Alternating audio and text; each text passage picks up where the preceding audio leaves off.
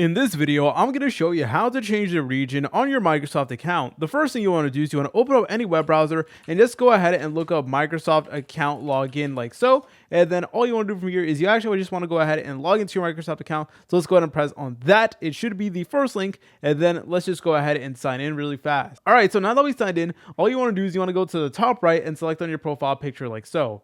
Then you want to go ahead and select on My Microsoft Account. Then it is going to redirect you to a page that does look like this. And then you just want to go to this left menu and select on your info.